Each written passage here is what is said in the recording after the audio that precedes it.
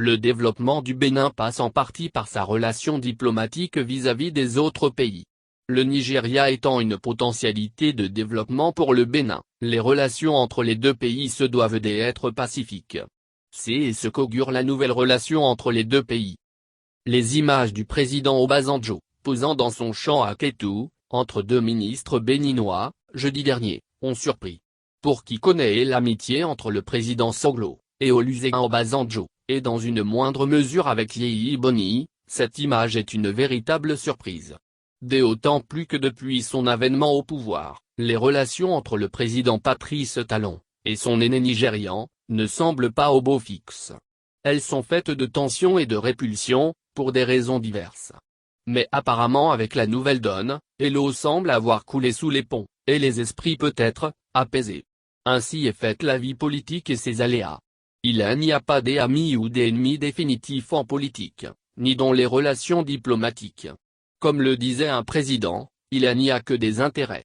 C'est certainement pourquoi, après un premier mandat plutôt réussi et convaincant, le président Talon, plus sûr de sa vision et de ses ambitions politiques, tente d'élargir sa sphère d'influence et de ses amitiés politiques. Son aura, ses analyses et surtout les succès économiques et notations internationales engrangés par le Bénin, travaillent pour cette cause.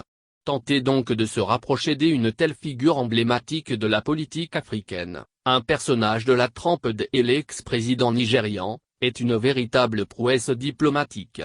Loin d'être un aveu d'échec, c'est un acte hautement positif, et avantageux à plus d'un titre. Le rapprochement en vue confirme, selon les observateurs, que Patrice Talon est un homme d'État pragmatique. Il semble, d'ailleurs, préoccupé par le développement économique et le mieux-être de ses compatriotes. On connaît tous les liens étroits, presque intimes, entre la famille Soglo et le président nigérian. Olusegun Obasanjo ne s'en cache pas d'ailleurs. Il l'a démontré de nouveau par sa présence aux côtés des Soglo depuis le décès de Dame Rosine Soglo. Par contre, les relations entre la famille Soglo et le président Patrice Talon en ce moment sont des plus houleuses. Et l'exil du fils aîné, le Hadi Soglo, ancien maire de la ville de Cotonou, en est pour beaucoup. À qui tout double.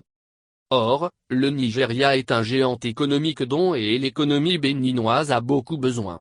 Aucun de ses voisins n'a donc intérêt à lui tourner dos. 219 millions d'habitants, c'est un gros potentiel. En Afrique subsaharienne, le top 10 de la reprise estimée des économies est dominé par le Nigeria, même s'il connaît des fragilités dues aux fluctuations du naira, la monnaie nigériane. Avec un prix du baril qui, à fin mars 2021, était déjà en hausse de 26%, le pétrole devrait venir soutenir davantage cette performance. Par exemple, la fermeture des frontières nigérianes et le Covid-19 ont laissé des conséquences dramatiques de part et d'autre des frontières.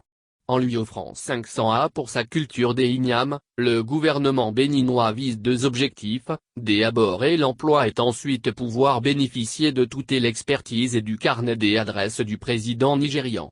C'est juste un coup de poker à l'étape actuelle. Le niveau de méfiance entre les deux parties étant trop élevé. Comme dans un combat, c'est juste le round des observations qui commence. Ouais,